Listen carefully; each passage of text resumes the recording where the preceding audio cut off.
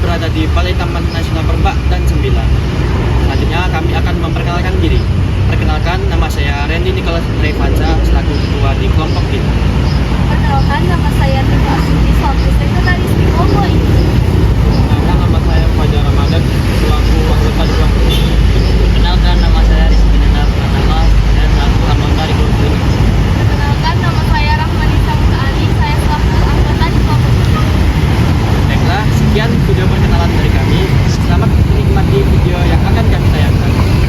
Assalamualaikum warahmatullahi wabarakatuh.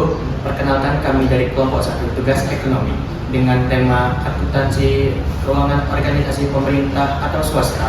Sekarang kami berada di Balai Taman Nasional Berbak dan Sembilan dengan narasumber kami yaitu Kak Rini Yunia. Baik, Kak, langsung saja ke pertanyaannya, Kak. Untuk pertanyaan pertama, lembaga ini bergerak di bidang apa? Apakah memberi pelayanan kepada masyarakat atau mencari laba? Saya jelaskan lebih dahulu, kantor ini adalah Balai Taman Nasional Berbak Sembilan. Itu merupakan salah satu PT Kementerian Kehutanan yang bergerak di bidang konservasi. Kemudian pelayanan yang diberikan oleh Balai Taman Nasional Sembilan kepada masyarakat itu ada salah satunya pemberian surat izin masuk kawasan konservasi, kemudian titik perizinan dan yang lain. Lebih banyak itu wisata alam. Kemudian apakah menjadi laba atau bukan? Kalau laba dan tutup itu adalah lembaga negara yang tidak mencari keuntungan. Memang kita ada menarik tiket ataupun masuk kawasan wisata alam, tapi semua tiketnya itu penghasilannya diserahkan kepada negara. Jadi tidak mencari keuntungan secara menerus. Baiklah, terima kasih atas jawaban untuk pertanyaan pertama. Baiklah, dan langsung saja ke pertanyaan kedua. Apakah visi dan misi kantor ini? Kantor ini adalah Balai Taman Nasional Berbak dan Sembilan. Itu terdiri dari mengelola 2 kawasan, yaitu kawasan Taman Nasional Berbak dan kawasan Taman Nasional Sembilan. Sesuai dengan peraturan, maka tiap-tiap kawasan itu memiliki visi dan misi tersendiri. Yang pertama itu adalah visi dan misi dari Taman Nasional Sembilan. Jadi visi dan misinya itu adalah kalau di Taman Nasional Sembilan itu visinya adalah Taman Nasional Sembilan menjadi lahan basah dengan ekosistem mangrove terbaik sebagai habitat harimau Sumatera dan burung air yang lestari serta bermanfaat bagi masyarakat. Jadi kawasan Taman Nasional Sembilan itu lebih difokuskan kepada habitat mangrove dan burung hijau. Kemudian apa visinya? Dan misinya setelah visi tadi itu bagaimana cara mencapai visi itu dengan misinya? Yang pertama, kami melindungi nilai penting kawasan Taman Sembilan, nilai pentingnya tadi adalah itu.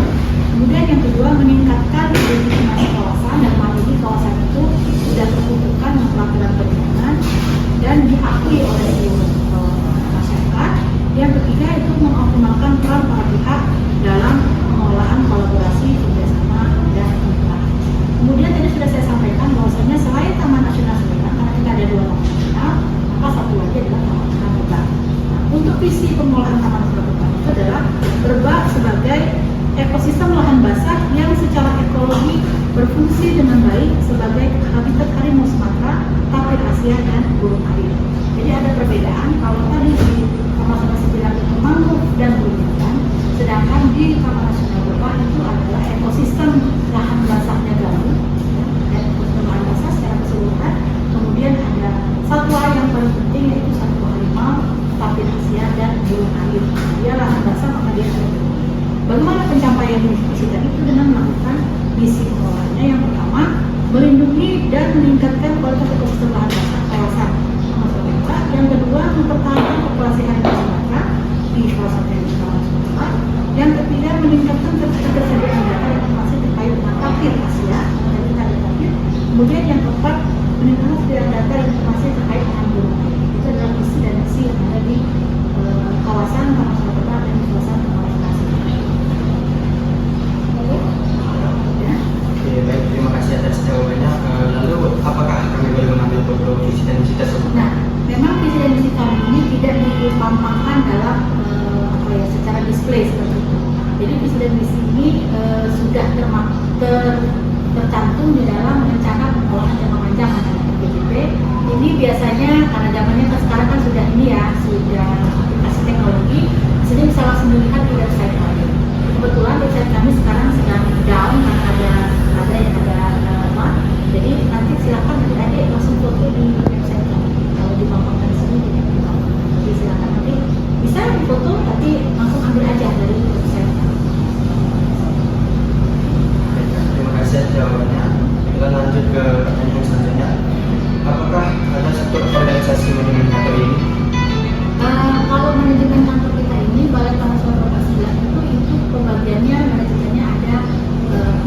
itu empat kalau kembali itu eselon 3 ada eselon 4. Yang pertama itu asbak tata usaha, kemudian ada kepala seksi pengelolaan wilayah 1. Jadi ada seksi wilayah 1 di Simpang, kemudian ada seksi pengelolaan wilayah 2 di Palembang, kemudian ada seksi pengelolaan wilayah 3 di Kapal.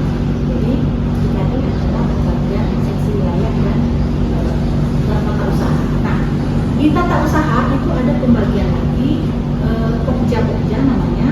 Itu pokjanya itu yang pertama namanya pokja, ada yang pertama itu kelompok jabatan Musda Madya. Jadi saya kebetulan adalah salah satu pejabat Musda Madya. Jadi Madya itu langsung ke kepala balai, jadi tugasnya adalah memberikan pertimbangan terhadap kebijakan ataupun keputusan-keputusan. Kemudian setelah jabatan Musda Madya, yang kedua itu ada yang namanya kelompok kerja. Yang pertama kelompok kerja program, evaluasi, hukum dan kerjasama efektif. Yang pertama. Yang kedua ada yang namanya pokja keuangan, ya.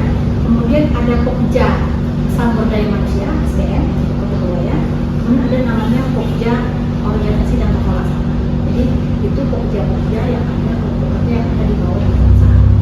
Nah, nanti kalian bisa melihat di antara pokja inilah nanti ada kegiatan-kegiatan yang terkait dengan administrasi pemerintahan.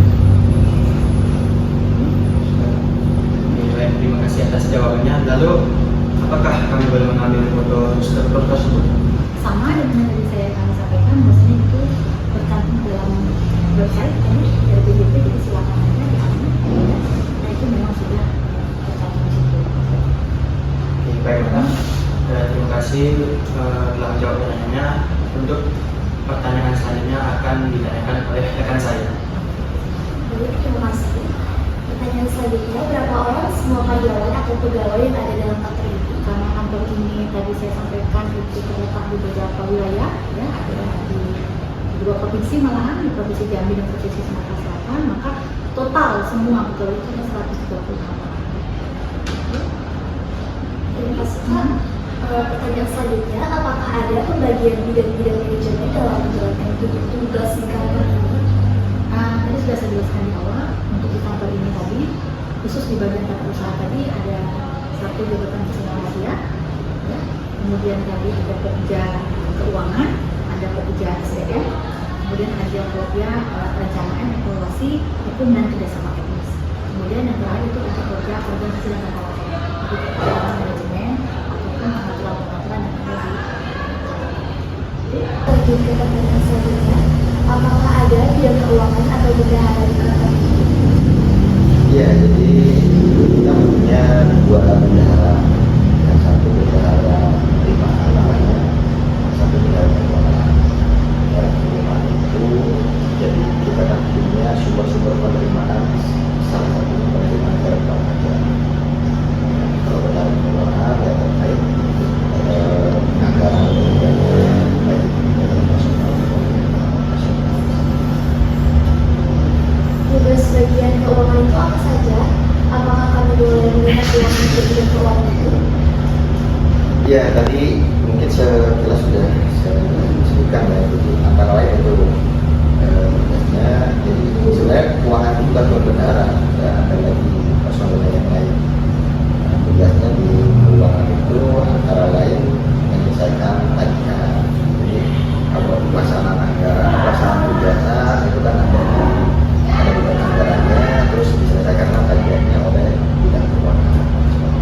Terima kasih, Pak. Pertanyaan berikutnya akan dilanjutkan oleh teman-teman. Ya, Kak, saya akan melanjutkan pertanyaannya. Siapakah yang bertanggung jawab membayar gaji karyawan atau pegawai di kantor ini? Kantor ini kan kantor pemerintah, terus pegawainya itu juga pegawai pemerintah.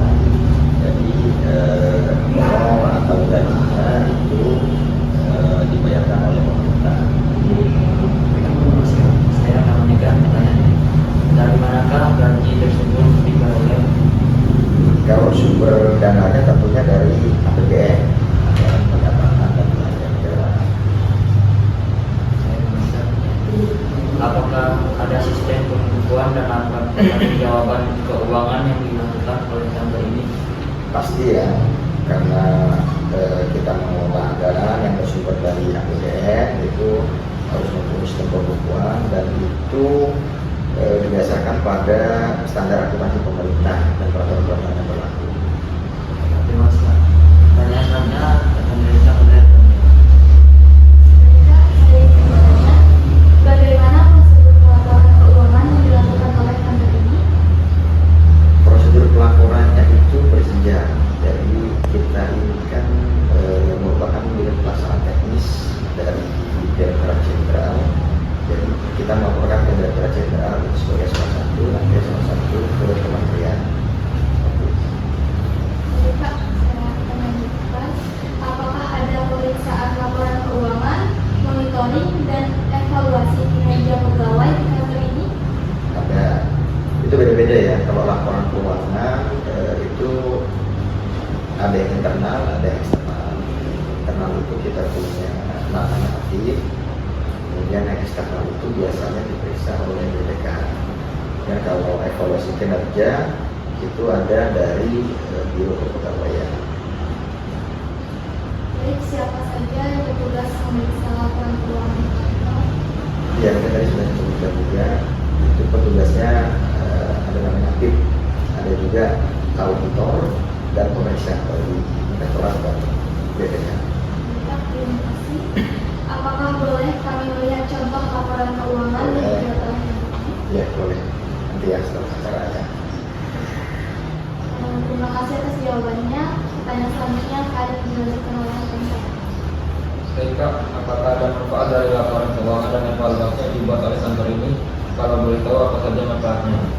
Tentunya setiap evaluasi kemudian pelaporan itu akan bermanfaat ya. Yang pertama transparansi, akuntabilitas. Jadi karena kita mengelola keuangan negara, anggaran negara, jadi harus transparan. Satu rupiah pun harus dipertanggungjawabkan. Nah, itu akan dilihat dari laporan keuangannya, kemudian dievaluasi. Manfaatnya ke depan itu kan bisa sebagai bahan pertimbangan untuk mengambil kebijakan di masa-masa yang akan datang. Terima kasih Kak. Apakah boleh kami mengambil beberapa dokumentasi foto untuk laporan tugas kami? Boleh. Baik, terima kasih. Apakah harapan kedepannya terhadap pelaksanaan pelayanan masyarakat di kantor ini? Ya, tentunya kita semua berharap bahwasanya tetap memberikan pelayanan yang terbaik tentunya sebagai atau pemerintah itu tugasnya melayani masyarakat. Baik, terima kasih Kak.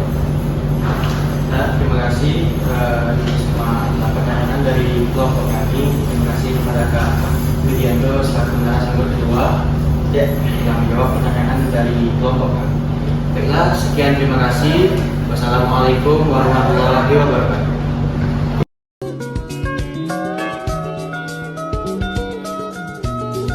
Sekian video wawancara dari kelompok kami.